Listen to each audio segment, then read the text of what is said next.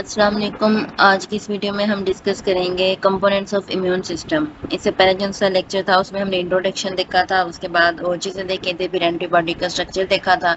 आज फिर हम डिस्कस करेंगे कंपोनेंट्स ऑफ इम्यून सिस्टम कि इम्यून सिस्टम जो सा है हमारा वो किन किन चीज़ों से मिलकर बना है।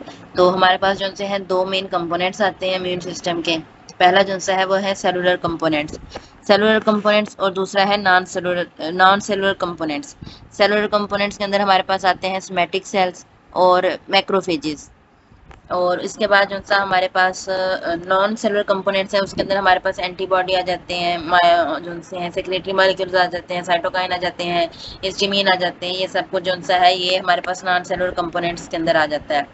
और ये स्पेशली याद रखना है कि हमारे पास जो एंटीबॉडी है वो नॉन सेलुलर कंपोनेंट्स के अंदर आती हैं। फिर इसके बाद है कि इम्यून सिस्टम जो सा है वो हमारा जो सा डिफेंस सिस्टम के तौर पे काम करता है।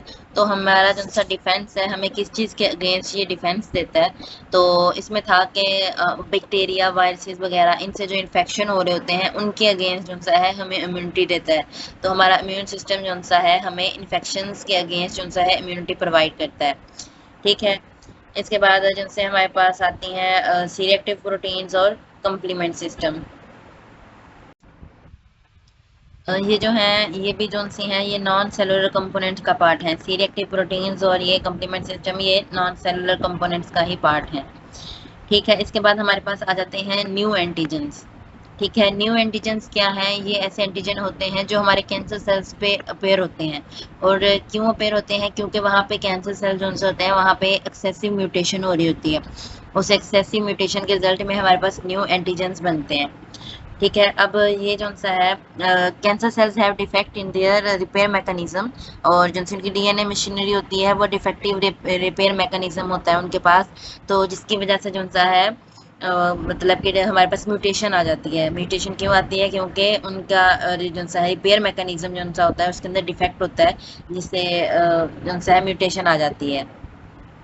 अब फिर है कि new antigens can be recognised by B and T cells and to deal with those cancer cell with new antigen will be recognised by immune system and get killed by antibodies to produce in response. अब यही होता है कि new antigen जो उनसे हैं ये cancer cell पे होती हैं।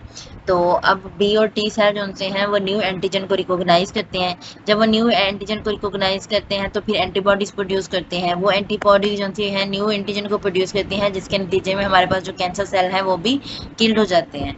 तो ये था कि कैंसर सेल जो है न्यू एंटीजन के साथ साथ डिस्ट्रॉय हो जाते हैं, उनकी डिस्ट्रक्शन हो जाती है। फिर नेक्स्ट है हमारे पास कि इम्यून सिस्टम प्रेजेंट कहाँ होता है। तो अब जो सा है अडल्ट लाइफ के अंदर हमारे पास जो सा है ये कहाँ मौजूद है? बोन मैरो के अंदर या फिर स्पॉन्जिस टिश्यू के अंदर। तो ये हमारे पास आ जाएगा अडल्ट लाइफ में, हमारे पास बोन मैरो में है। तो अडल्ट लाइफ के अंदर हमारे पास जो सा है ये बोन मैरो के अंदर आ जाता है। और एम्ब्रियोनिक स्टेज में ये फीटल लेवल के अंदर जो सा है इम्यून सिस्टम मतलब जो हमारे पास बी एंड टी सेल्स हैं वो पाए बनते हैं, या इम्यून सिस्टम जो है कहाँ एग्जिस्ट कर रहा होता है उस टाइम पे। फिर है हमारे पास कंपोनेंट्स ऑफ इम्यून सिस्टम। तो कंपोनेंट्स ऑफ इम्यून सिस्टम में हमारे पास आते हैं प्राइमरी लिम्फाइड ऑर्गन्स और secondary lymphoid organs. Primary lymphoid organs वो हैं जहाँ पे हमारे पास हमारे बी एंड टी सेल्स हैं वो बनते हैं और मेच्योर होते हैं। ठीक है। उनकी फॉर्मेशन और उनकी मैचुरेशन एक ही जगह हो रही होती है। और जो सेकेंडरी लिम्फाइड ऑर्गन्स हैं वो ऑर्गन है जहाँ पे जाके उनकी एक्टिवेशन होती है, जहाँ पे वो जाके एक्टिव होते हैं। कोई भी जैसे एंटीजन आता है तो वो उसके अगेंस्ट एक्टिव होते हैं, एंटीबॉडीज प्रोड्यूस करते हैं। तो ये डिफरेंस याद रखना है। तो प्राइमरी लिम्फाइड ऑर्गन्स हमारे पास हैं वो बोन मैरो है, थाइमस है, यहाँ पे हमारे पास जो है B and T cells produce होते हैं। ठीक है। उसके बाद जहाँ वहाँ पे उनकी जहाँ एक्टिवेशन होती है वो हमारे पास सेप्लिन है, लिम्फेटिक नोड्स हैं, टॉन्सिल्स वगैरह हैं। तो यहाँ पे क्या है इनकी एक्टिवेशन होती है, ये वहाँ पे वर्क कर रहे होते हैं अपना, ये समझ लें आप। ठीक है। उसके बाद हमारे पास आता है मॉलिक्यूलर लैंडस्केप।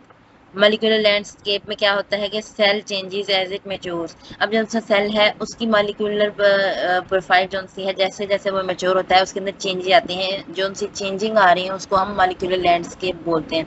तो अब ये जो सी चेंजेस हैं वो ये ट्रांसक्रिप्टोमिक, प्रोटियोमिक, एपिजेनोमिक जो सी है ये चेंजेस आ रही होती हैं। ठीक है।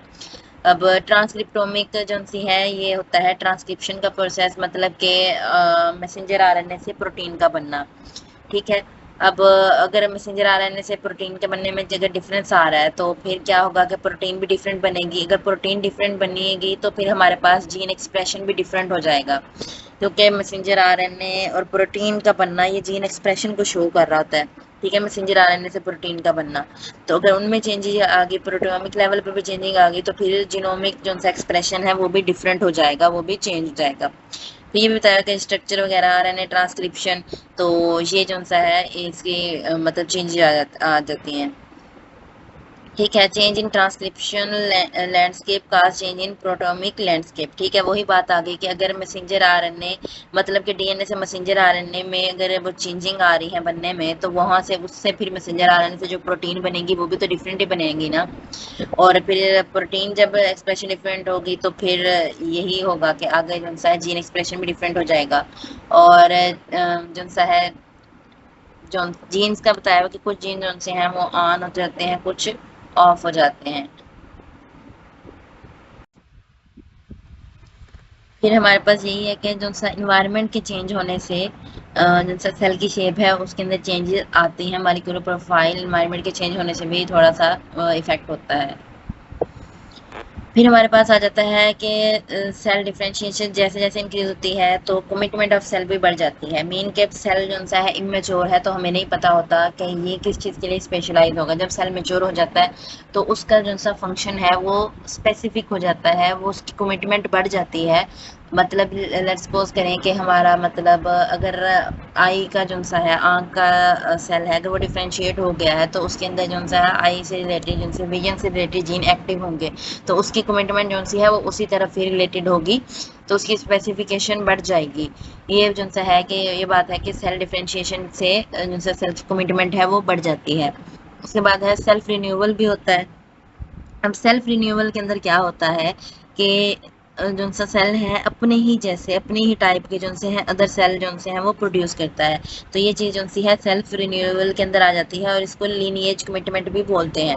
ठीक है, अब ये है हिपोटोमिक स्टेम सेल्स। हिपोटोमिक स्टेम सेल जो से हैं ये हमारे उस बोन मैरो के अंदर बन रहे होते हैं। ठीक है, अब ये बाद में जो से हैं ये हमारे पास blood cell, red blood cell, white blood cell, platelets में सब में डिफ्रेंशिएट होते हैं। पहले जो से हैं ये यही एचएससी बन रहे होते हैं और सेल्फ रिन्यूअल से होता है कि अपने मतलब कि इनकी तादाद बढ़ती रहती है, इंक्रीज होती है। सेल्फ रिन्यूअल में क्या होता है कि अपने जैसे ये और सेल बनाते रहते हैं, अपने जैसे और सेल बनाते रहते हैं, फिर जो सा है चेंजेस आती हैं इनके अंदर, थोड़ी थोड़ी मैचुरेशन आती है और यहाँ पे जाके वो क्या है मैच्योर हो जाते हैं और न्यू सेल्स बन जाते हैं। फिर है when cell gets signals its molecular profile change. ठीक है, अब मतलब कि सेल डिफरेंट जो से नीच है ना उसके अंदर उसका डिफरेंट मॉलिक्यूलर प्रोफाइल होता है। लेट्स सपोज कि यहाँ पे ये तीन इन्वायरमेंट है, जब सेल इधर से गुजरेगा यहाँ पे उसका मॉलिक्यूलर प्रोफाइल और होगा, जब वो इस बॉक्स में जाएगा यहाँ पे इसका मॉलिक्यूलर प्रोफाइल और होगा, यहाँ पे जाएगा यहाँ मॉलिक्यूलर प्रोफाइल और होगा। तो डिफरेंट नीच के अंदर उसका क्या है डिफरेंट मॉलिक्यूलर प्रोफाइल होता है। मॉलिक्यूलर प्रोफाइल चेंज होगा तो ट्रांसक्रिप्टोम प्रोफाइल चेंज होगा, ट्रांसक्रिप्शन डिफरेंट होगी, और जिससे ट्रांसक्रिप्शन डिफरेंट होगी तो प्रोटीन फॉर्मेशन पे भी मतलब फर्क पड़ेगा, प्रोटीन फॉर्मेशन भी उससे इफेक्ट होगी, और जीन जो से ऑन ऑफ जो से वो भी हमें मतलब कि जीन एक्सप्रेशन भी उससे चेंज हो जाएगा। सिंपल सी बात ये है। ठीक है, उसके बाद है मेटाबॉलिक लैंडस्केप, इसको मेटाबोलॉमिक्स भी बोलते हैं। फिर है when the cell changes into another cell into different environment DNA almost same है। अब ये है कि हमारे पास मॉलिक्यूलर प्रोफाइल चेंज होती है लेकिन उसकी डीएनए जो सा है जो डीएनए सीक्वेंस है वो तो सेम ही रहेगी। वो तो हमारा है ना कि जितना भी हम सेल को तोड़ फोड़ लें जो भी कर लें डीएनए सीक्वेंस उसकी वही रहेगी, डीएनए सीक्वेंस चेंज नहीं होती।